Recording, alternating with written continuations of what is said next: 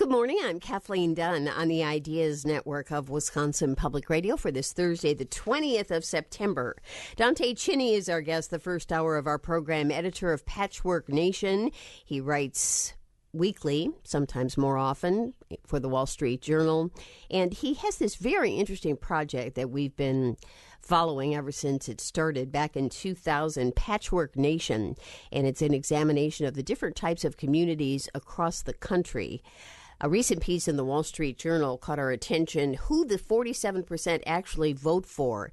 He writes, of all the news generated in Mitt Romney's comments from a fundraiser that surfaced on Monday, the most eye-catching element from the perspective of Patchwork Nation was how misguided the premise behind the comments was. It ignored some basic facts about the way people in different kinds of communities actually vote, and it seemed to fundamentally misunderstand a crucial piece of his base, the social conservatives. The 47% who don't pay taxes, presumably Dante writes, he was speaking of less wealthy households. If you use income as your main divider of the 12 types of communities, the inverse of what he said is often true. It is the poorer counties that are the most reliably Republican, and in fact, Romney needs to help him win in November. We'll be welcoming phone calls for Dante during the course of this hour. Our phone number is 800-486-8655. 800-486-8655. Email is talk@wpr.org. You can also go to our Facebook page, The Kathleen Dunn Show. We welcome your comments on all of those different forms. Dante, good morning. Thanks very much for being with us. Good morning. Nice to have you here. You've written extensively about this video that came out from that fundraiser. I find this very interesting that he may be discounting one of his base communities as a result of what he said, the poorer counties that are the most reliably Republican. Why is that? Well, the thing that I found most astounding about it was, his analysis of how people vote when he made that little speech was, and this is going to sound odd, I guess, but it was almost Marxist in its nature. It was the idea that people just vote their economic interest. That's how everything gets done, and it's just not true. I mean, anybody who studies politics in America knows this is not true. The social conservatives that are a huge part of the GOP base, and I go to a lot of these communities. In Patchwork Nation, we call them evangelical epicenters. These are not wealthy places. These are places where a lot of people are struggling.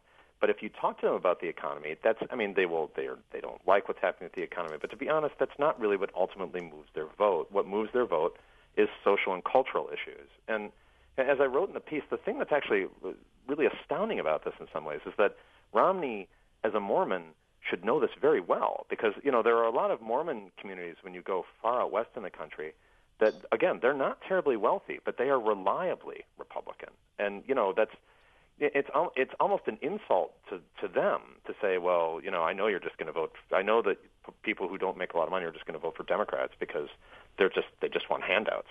Those people would. I don't look. He's going to win their vote. He's going to win the vote of these people, but it's just a fundamental misunderstanding of who he really needs to turn out for him. It's very interesting. I'm writing a piece today for the Journal. But one of the most, for the Wall Street Journal, but one of the most interesting things in their most recent poll was that when you look at voters or households making $100,000 or more, Obama is leading with those households by a wide margin, by double digits. And again, this idea that it's easy to understand the American electorate. Poor people vote for Democrats and rich people vote for Republicans. It's just not true. You do ask the question in your piece in the Journal, did Romney do damage with voters he will need in November with his fundraising speech? And you say maybe. Yeah, there is this. The way we break up the country in Patchwork Nation, there are a lot of kinds of smaller rural county, because there are a lot of those counties in the United States, and there's this type of county that we call service worker centers. And I think actually the other group that might fall into this that might be affected would be these counties that we call emptying nests.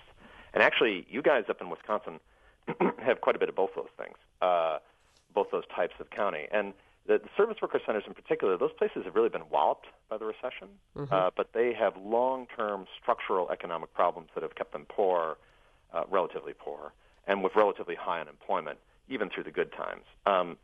The difference between them and the evangelical epicenters, which have experienced these evangelical communities, which have experienced some of the same economic problems, is they don't have the deeply ingrained social conservative element to them. So there are these counties around the country that are poor. They're not very well off. They vote reliably Republican on social cultural issues. And then there are these other communities that vote that are poor, not very well off. They vote Republican for slightly different reasons. They don't have, without that evangelical kind of backbone holding the vote there, their vote does tend to swing a bit more. And those places, these service worker centers in particular, they're really true, in some ways I view them as true populist areas. So these are areas where they just don't like elites, period. They don't like government because government, obviously, they feel the government has ignores them and it's making things worse, not better. But they also really don't like big business. They really despise big business, and they don't like the rich. And what Romney said is going to hurt him in some of those places. And he does need, my guess is he'll probably win them, because Republicans usually win them, but he probably needs to win them by 7 or 8 or 9 points. And I wonder if what he said is going to knock his margin down to 2 or 3 percentage points. It's going to be tough. And when you write, Dante, that those small-town service worker centers have voted with the GOP in each of the last 3 presidential races, am I hearing you say it is because of the social cultural issues they did so? Yeah, I mean, they tend to vote Republican. They tend to vote Republican because they don't like government. I mean, they really don't. They don't trust government. They think government really isn't looking out for them. And so the Republican anti-government message works to great effect in those places. The problem is Romney has had a kind of a problem connecting with these voters to begin with, because these are the kind of voters where if you say Bain Capital and talk about Bain Capital, they have an understanding about what they think Bain Capital and companies like it do, and they don't like it. So he's had a hard time connecting with them in the first place. And then when you come out and say, I'm just going to ignore people that make basically don't pay income taxes, there are going to be voters in these places that are just going to roll their eyes at that. And, are they going to go out and vote for Obama? I don't know. But it's going to be a heck of a lot harder to go out and vote for Romney if you feel he doesn't really care about you. And how do you explain those moneyed burbs, those people who are making over $100,000 that are voting for Obama? Well, it's a fundamental misunderstanding of how to say that people just vote on economics. If that was really the case, then Romney would win, right? Because there's 47% that would vote for Obama. I assume that means there's 53% that should vote for him. That's not the way the vote works. There are a lot of things that move voters, particularly voters in those suburban areas. They tend to be moderate, right? They tend to care a lot about education. A lot of them have kids in school. One way to think of it, and we've mapped this before, is look at where the Whole Foods stores are located. Now, Whole Foods is this chain of organic grocery stores that are very expensive. Yes. They're pricey. Mm-hmm. And, they tend to be located in these wealthy suburban areas. They are also, when you get into them, they're very, if they have, not the owner of the store, but the stores themselves are very, in some ways, what you'd say liberal. The register, there are copies of the Utne Reader that you can buy, and it's all about sustainable farming. Where's your food come from? And we have to help these poor farmers in other parts of the world. Those are not Republican. They're not deep Republican ideas or like I say, things for sale in those places. It just goes to show that even in those suburban areas too, it's there are more things than economics that determine your vote. A lot of it is about how they feel about social issues, and they don't like Republican stances on abortion or gun control, and they're not really sure how they feel about necessarily in those places shrinking government as much as Mitt Romney is. You can win the vote there by saying some votes there by saying government's out of hand, but at the same time you can't go and say when we're going to cut the Department of Education. Those places will say, no, you're not. We don't want that. Mm-hmm. You also write, I'm not sure if it's in the same piece or another piece, about the high public sector unemployment that could be challenging for Republicans. You mentioned the Fraternal Order of Police, who had favored Republicans, announcing they would not support anyone for president this year. How substantial have those losses been, and break down the voting on this? They've been pretty substantial in terms of. Look, when you have the losses we've had in the economy, or since in the recession, what happens is, and you have foreclosure problems, and what these things do is they start hitting at the local tax base. So suddenly there's less money for the city or the county to hire teachers or firemen or police officers. They've got to lay people off. And that is hit particularly, again, in some of these smaller service worker center communities where there just aren't a lot of other jobs because they're small towns and they've lost a lot of small manufacturing. So when you start hitting them where the public sector lives, you're taking away some of their best-paying jobs. And there is a question, when you talk about we're going to just cut government, we need to cut government, there's a question I have as to how that's going to play in some of these places because, they've lived through a lot of government cuts already. And, it's kind of weird. Everybody kind of wants government to be smaller, and they want to cut government unless it's the thing that they want, right? And then people are less interested in cutting government when it's something that they have. And in those places, it's really hit all around the country, but in those small town places, you're talking about cutting government more, they see that as a problem. The biggest loss of public sector jobs, you write, Latino-heavy immigration nation counties. Yeah, and those are down along the south. Those are down in the Southwest, and that's in part because those places really got slammed by foreclosures. The Southwest of Arizona really took a beating. California took a beating, and Colorado really kind of took something of a beating. And there are some of those counties also in Florida. And again, what does that mean? It means fewer property taxes coming in. It means cuts to services in those places. And the problem that Romney has in those places to begin with is he obviously has a problem with Latinos. I think, in terms of polling data has shown that repeatedly for Mitt Romney. And this is just, is it enough where it's like, and that means he's not going to win any of those counties? No, but it's enough to maybe throw a few percentage points the other way, and that's a problem. I think that what everybody has to keep in mind is it's not necessarily about whether you win or lose a specific county, right? Because it's really about whether you win or lose a specific state. And whether or not you win or lose a specific state is about how much you win or lose counties by. So, it's about whether or not Barack Obama gets enough out of Milwaukee in Wisconsin, right? Mm-hmm. And then what happens in the burbs that ring Milwaukee, and is it enough to kind of, because actually your burbs up there, your moneyed burbs do tend to be a little more conservative. And whether Mitt Romney can do enough to kind of eat into Obama's margins in Milwaukee. That's really, and those kinds of things determine the state. And of course, obviously, you have Dane, where you are, where University of Wisconsin is, and that's another. It's not a question of whether Obama's going to win Dane County. He's going to win Dane County. The question is, what does he win it by? Right. And we're seeing polls this week that seem to show that the president is widening his lead against Mitt Romney. Is that indeed because, and in places like Wisconsin and Ohio, which have been states that Romney could win, when you break it down by counties, is it because of public sector workers? Is it the service center towns? Is it rural areas? What is it?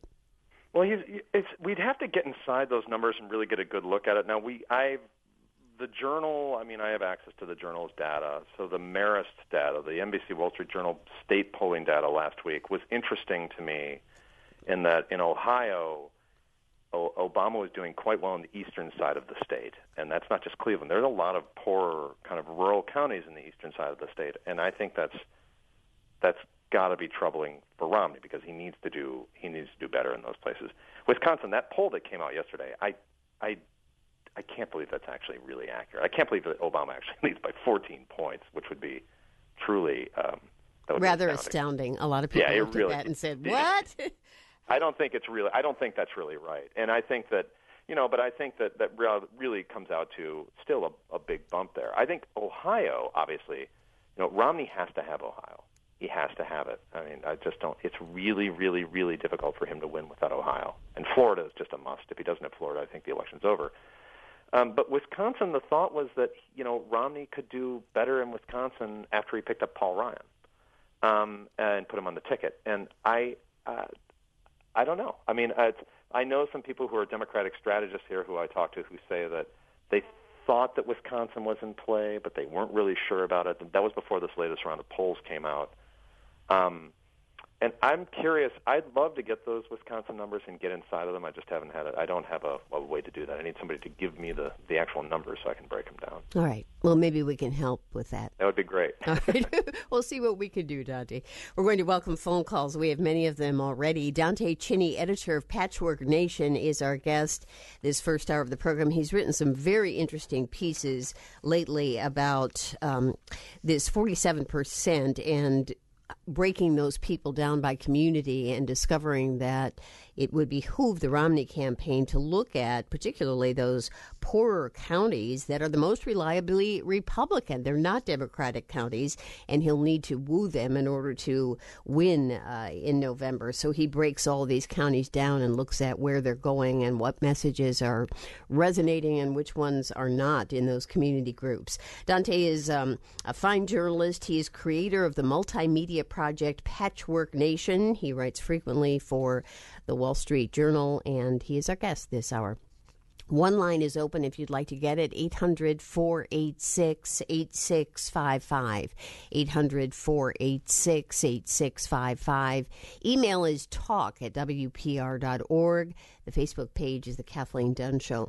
I do want to tell you that today would have been the 100th anniversary of the birth of Frank Zeidler, the mayor of Milwaukee for 12 years, from 1948 to 1960. He is a much beloved figure in this community, and there will be an anniversary of his birth lecture tonight that will be presented by his daughter, Jean Zeidler, who was mayor of Williamsburg, Virginia, for a number of years.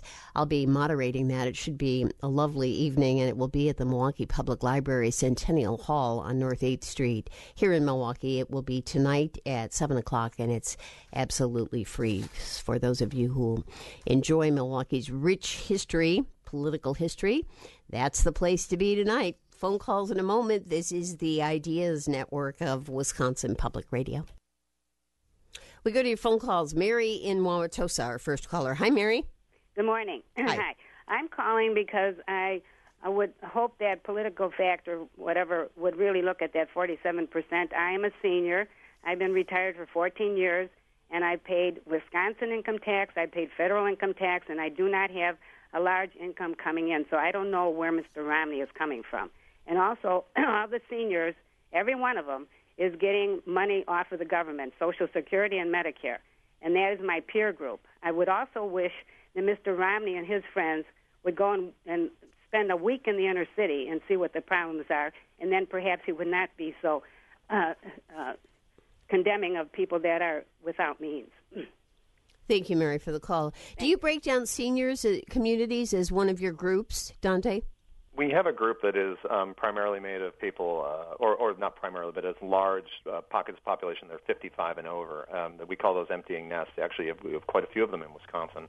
And as I said, along with the service worker centers, I thought that they would be a group that might really kind of take some umbrage at what was said. And that was really, I wrote that piece on really Monday night as I was kind of just looking at the numbers and saying, like, this doesn't make sense with what I see and the data that I see and the places I go and the people I talk to. This is just wrong. But since then, there's been a lot of analysis, again, of what the caller was just saying, of just who the 47% are. And, of course, there are a lot of elderly in there, and there are a lot of veterans in there, which makes me wonder also about, and service workers, which makes me wonder also somewhat about these military communities around the country.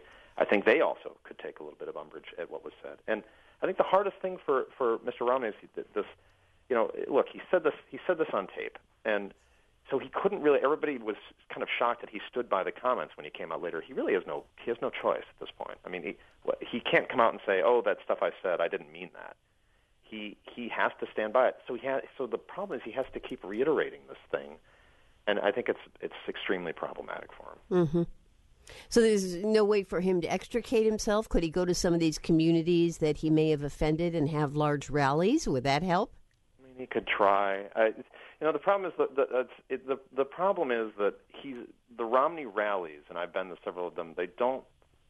They're not big energy things. And the other thing is the way he could really kind of do it would be to try to convene, in my mind anyway, would be to go to some place and convene, or go to some diners and talk to some people and try to convene a group or some kind of group of people that he could chat with about it. The problem is he doesn't do very well in those settings. That's not, as a candidate, that's not the kind of setting that works best for him. Thanks, Mary, for your call. We go to John in Eagle River. Hi, John. Yeah, it was interesting listening to Romney's wife saying how, in defense of her husband, that they didn't really disdain poor people. My experience is that everybody disdains poor people. Republicans, Democrats, even poor people disdain poor people. Anyway, I'd like your comments on that. But my real question is whether or not in a county like Vilas County up here, which is decidedly Republican, whether the Democratic Party wouldn't go out and campaign very heavily for Obama just because they don't want to rile up the base for Romney. That make any sense? Honestly, that does make a lot of sense. There are places, there are different strategies that campaigns use in different places. In some places, you want to energize your people and get them out and try to win the place. And the other place, you really just kind of want to drive down. Again, this is about margins. It's about what they, how much they win by. What's your county again? I'm sorry. Vilas. Where's? I know. Oh, okay. Yeah. Okay. I know where you are. Yeah. Central. Yeah. You're way up there. Yeah, and I think again, I think you're right. That's the kind of county where the best strategy, I think, as the Obama campaign would look at it, would be to just do what they can. Now, I wouldn't be surprised if you got hit with negative ads. Like, I wouldn't be surprised if you got hit by a lot of negative ads about Mitt Romney if the Obama people felt that was an area where they just wanted to drive down turnout for Mr. Romney. It wouldn't shock me. Oh, and the other thing, your comment about the poor. That's an excellent comment. It really is. The idea that there's a lot of disdain for the poor in America, I think you really hit on something there. It's, one of the interesting things is when I go to these communities and I see counties and I see cities that are not wealthy. They're not wealthy places that nobody is really doing terribly well. Even when the town isn't doing terribly well and the people in the town would be on the lower end of the income scale, what they do is look at people who are below them on the income scale and talk about how, those people over there, what you hear a lot of times is they don't work hard enough, or what are we going to do about those people over there? And it's just a natural, I think, sometimes human instinct to try to create a pecking order in your head and put yourself, if not at the top of it, then at least put somebody else beneath you so that you're not at the bottom of it. I completely agree with you, and I think it's a real problem because it's sad, and I see it too much when I'm out there. Mm-hmm.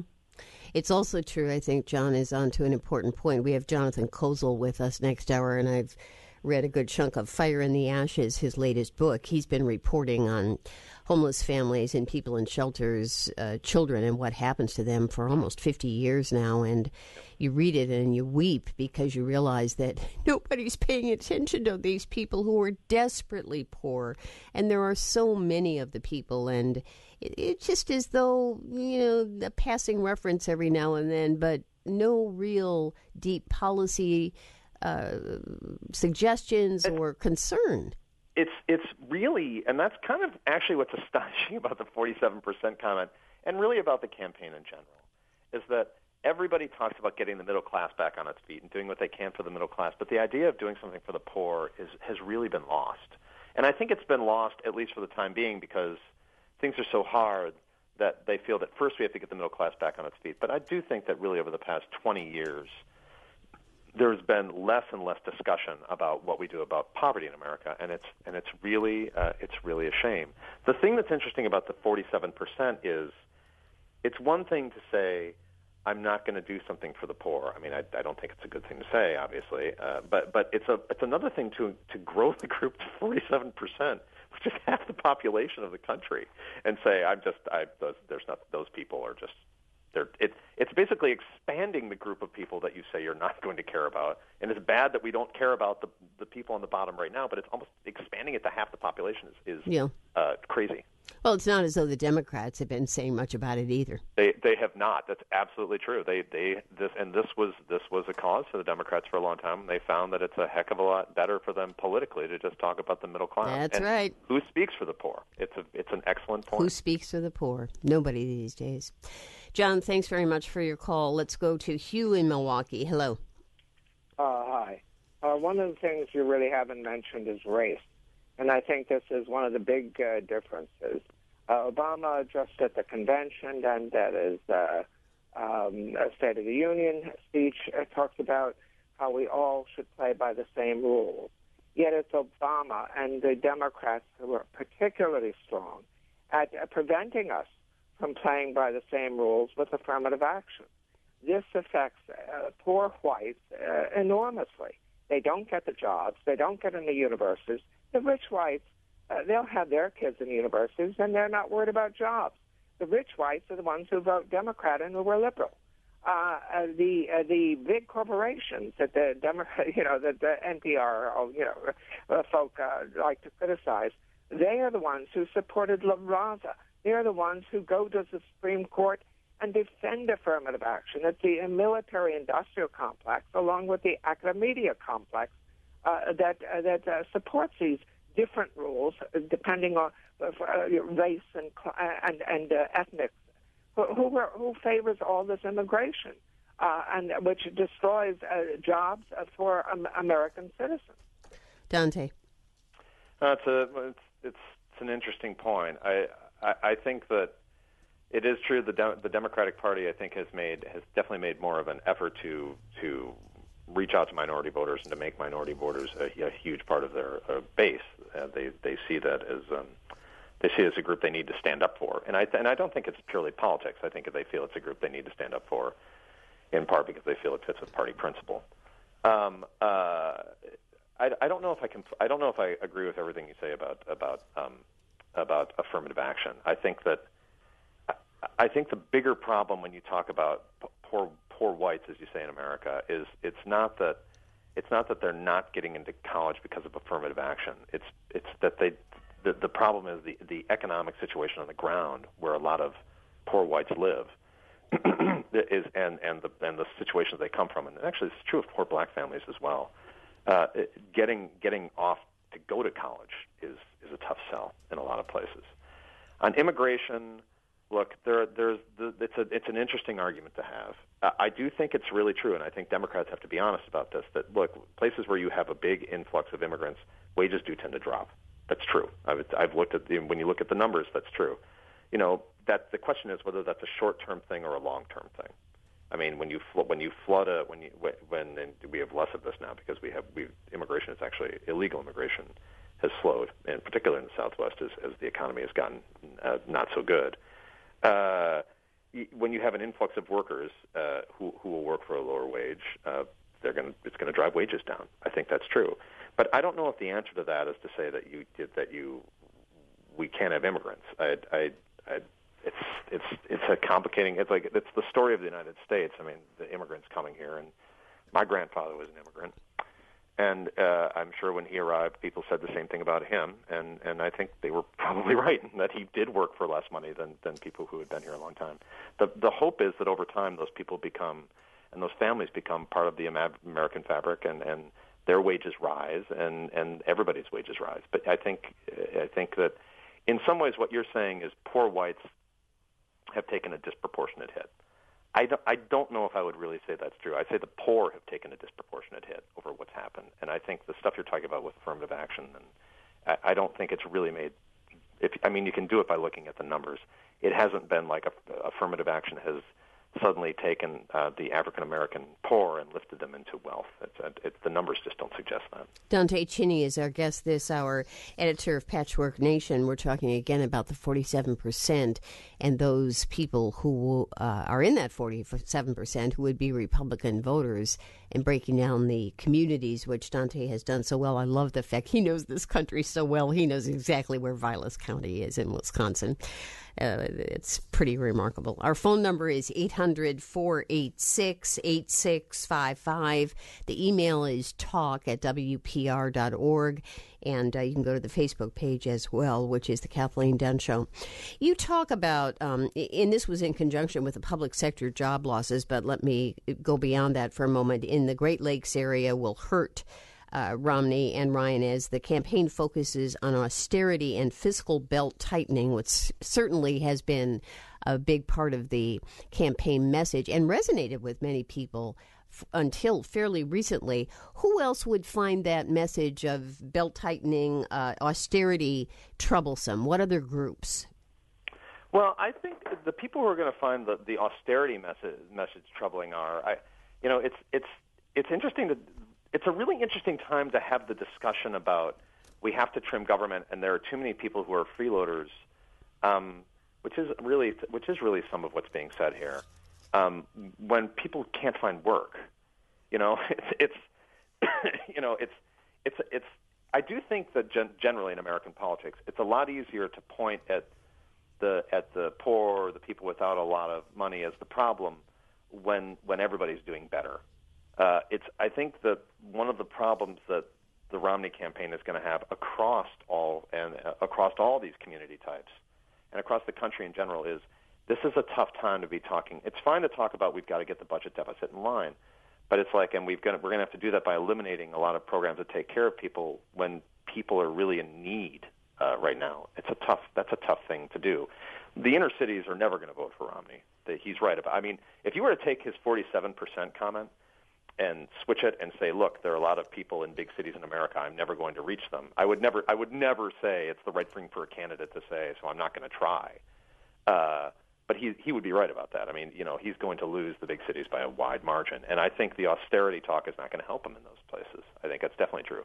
But I also think the austerity talk, look, it's not just that you're losing jobs, but like if you live say you live in even a fairly like a middle-class suburb, and you're watching, you're watching your city government get a lot of cuts, or you're watching the schools where your kids are take a lot of cuts, and then somebody says they're going to cut education.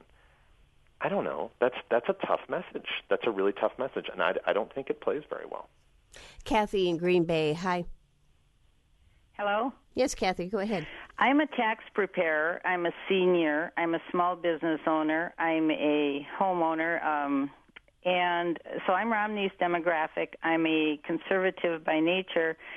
There was an interesting comment that people that earn over $100,000 generally favor Obama, and I'd like your guest's comment on that. But besides that, this 47% number came from IRS data from 2009, in which 47% of tax returns filed paid no income tax. It's not 47% of the population.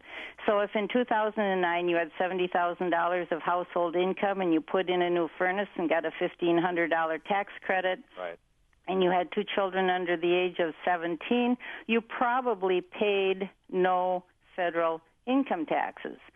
But they're hardly victims or poor people, and so on, so on. So I'd like to have your guest comment on that, please.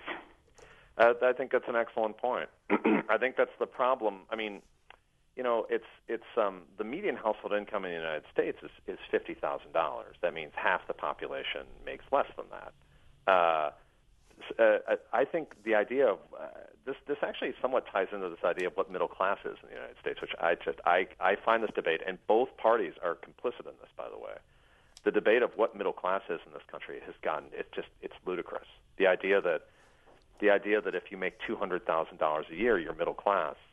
Look, I know there are geographic differences in housing costs more in some places, cost of living is higher in some places, but look, $200,000, you're in the top 3 or 4% of households in the country. You're not middle class. I'm sorry, you're not. I mean, that's just the facts, okay?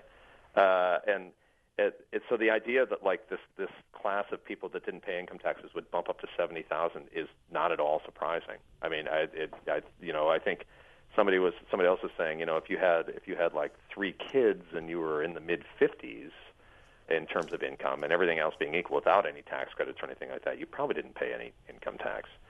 It's not right. The other thing that I think is crazy about it is like when you say people don't pay taxes, everybody pays taxes all the time, as Republicans are generally happy to point out about how every dollar gets taxed several times, and you pay sales tax, and you pay property tax, and all these people paid.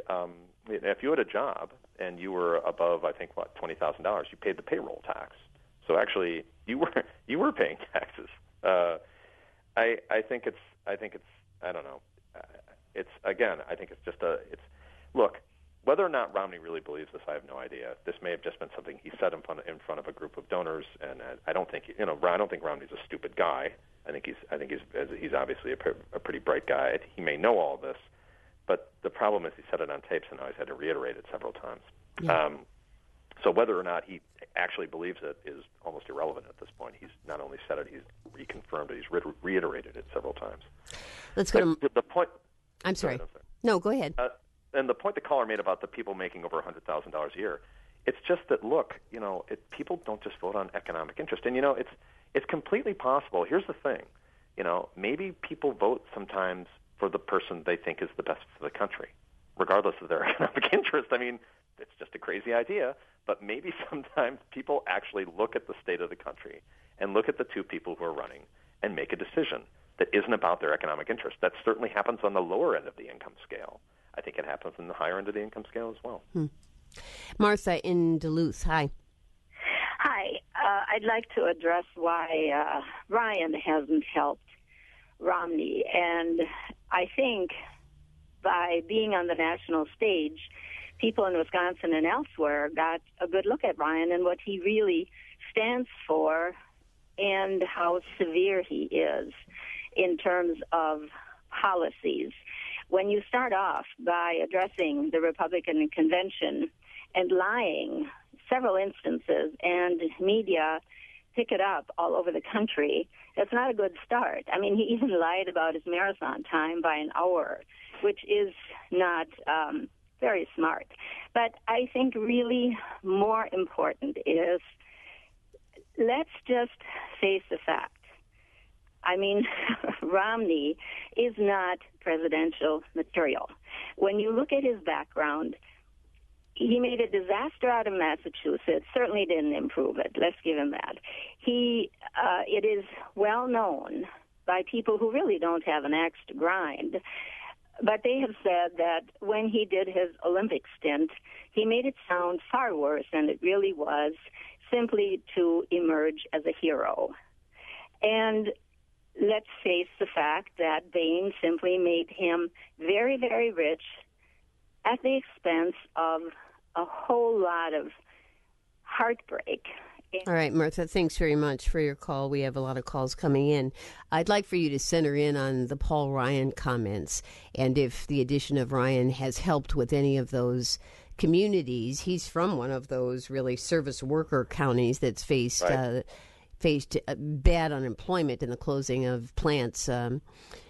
Has he helped at all with those communities?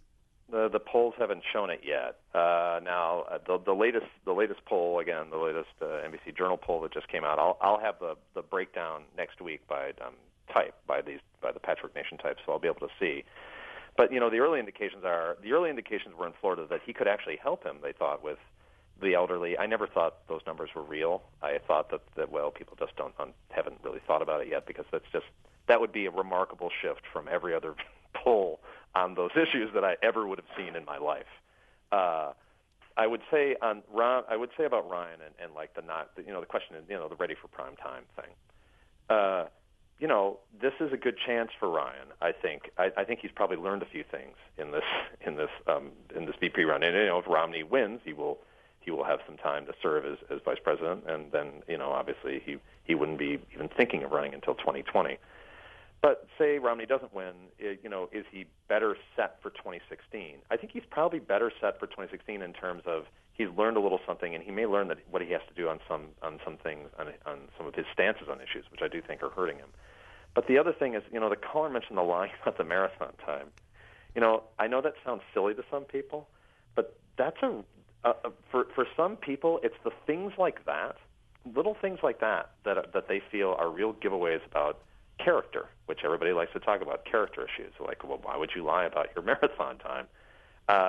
He's had, it's 4 years is a long time, and if Romney doesn't win, Ryan can come back in 2016 and I think take a run, and hopefully, I think from his perspective, he'll have learned some things that will serve him well. Does he really help Romney at all in terms of winning? Look, when Romney chose him, I had no idea what he was doing. I really didn't. I didn't understand the pick. It made no sense to me. I didn't see what he would have brought Romney. It really didn't make any sense to me, and I have not changed my point of view on that. I don't understand. Interesting. Martha, thanks so much for your call. We'll take more of them in a moment. Dante Chinni is our guest this hour, creator of the multimedia project Patchwork Nation. You can read him frequently in the Wall Street Journal, where he writes about this election and how the various community groups that he has written about extensively, the reasons that they are leaning one way or the other, and the circumstances in 2012 that would make them do just that. So we'll go to more phone calls momentarily. One line open now, 800-486-8655 is the number. The email is talk@WPR.org, or you can leave messages on our Facebook page, The Kathleen Dunn Show. This is the Ideas Network of Wisconsin Public Radio. Hour 2 of our program today, Jonathan Kozol, who for nearly 50 years has pricked the conscience of his readers by laying bare the savage inequalities inflicted upon children who were born to poverty within a wealthy nation. And the book that he has out now is the result of interviews, friendships he's had with many of these children over the past 25 years. The book is Fire in the Ashes, 25 Years Among the Poorest Children in America. So let's go back to phone calls. Anne in Kaukauna. Hi, Anne. Hi. Hi. Thanks for taking my call. Sure. I just have some questions about agriculture.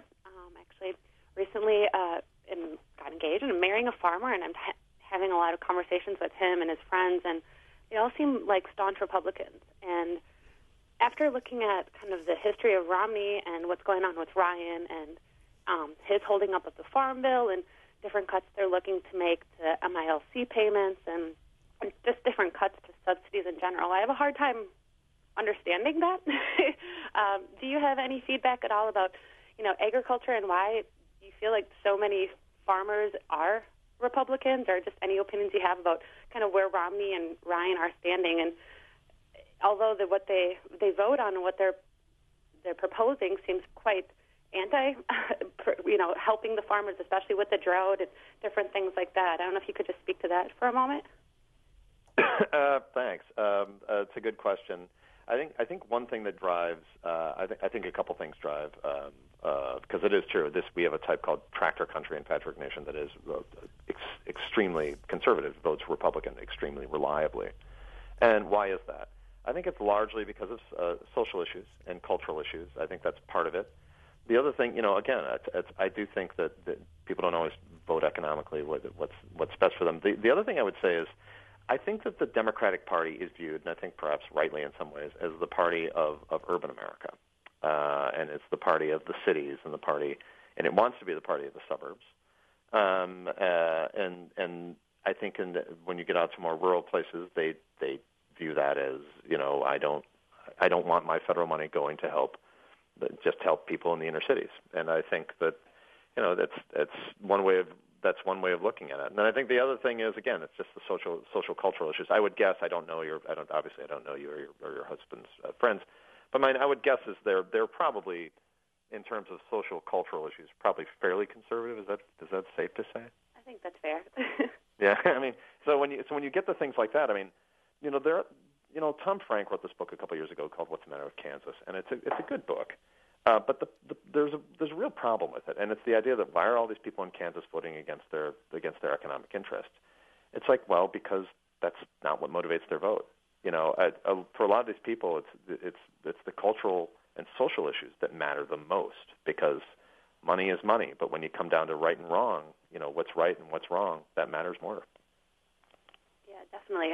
I think I agree with you, where you get these feelings of the candidates, and everyone had that idea of, you can have a beer with President Bush, and personally, I don't feel the need to be able to have a beer with someone that's going to run our country. But it's shocking to me to see, Romney in what was it, 94? He basically wanted to eliminate the Department of Agriculture, and proposed that, and it was his history is just so, it seems like, anti-support of agriculture, and right. And then with Ryan, I think a lot of people, and I know Obama's really been making a stand for him, saying he's one of the people that are holding up this farm bill to give relief to all of the farmers that are suffering from the drought, and it just seems so they're so far apart. It seems like from where the reality of farming is in Wisconsin, especially after the drought, or even across the country, to where these candidates actually stand on the issues.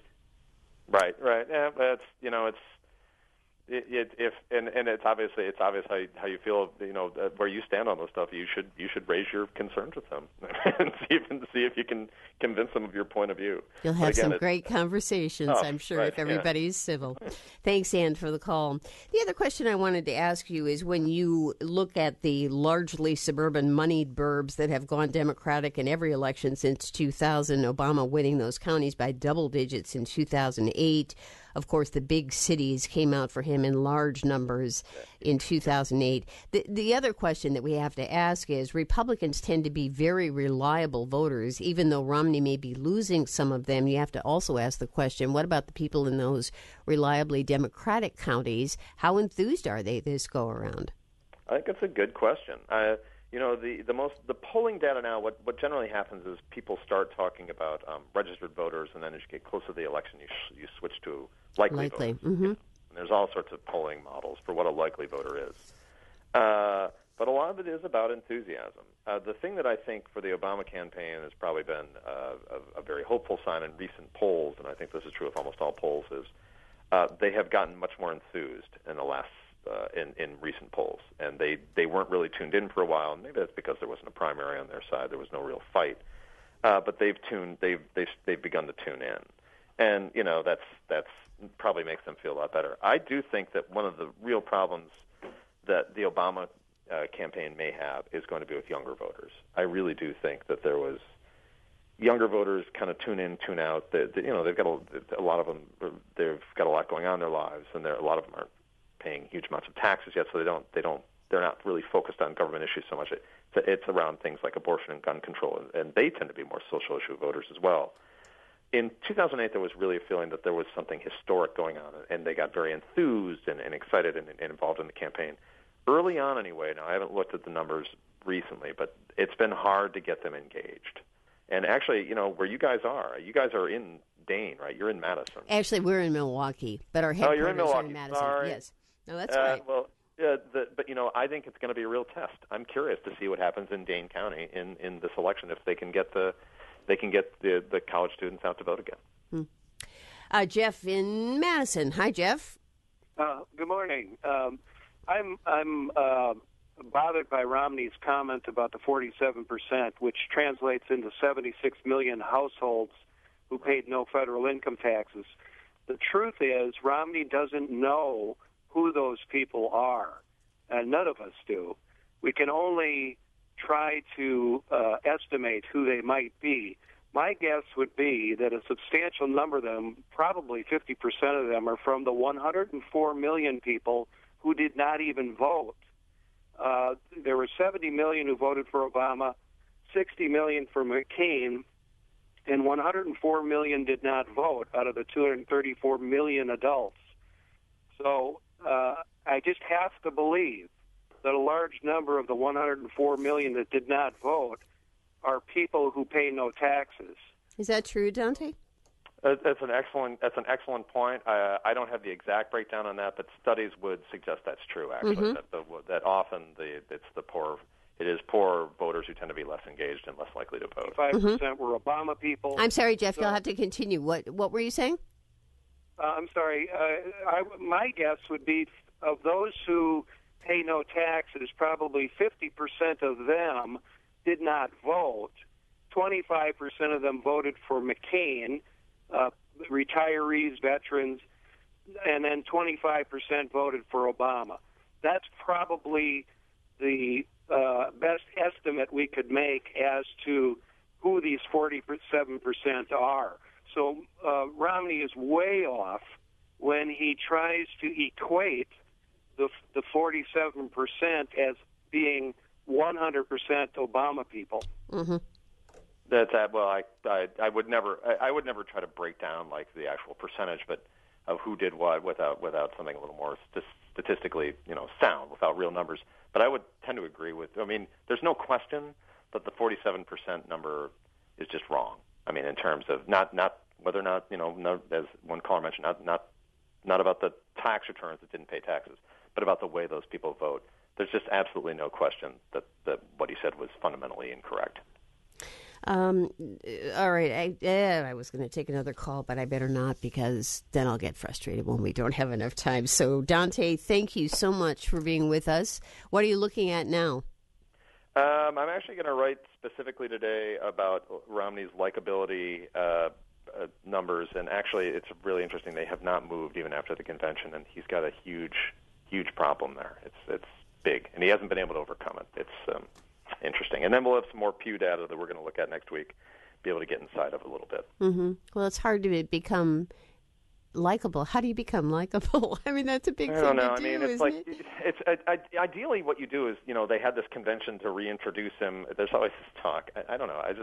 I don't think American voters aren't easily programmed. Right.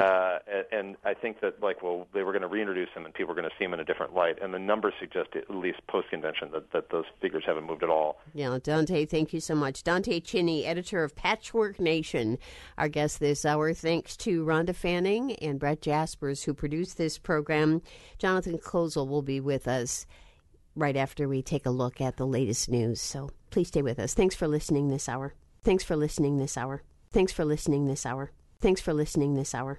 Thanks for listening this hour.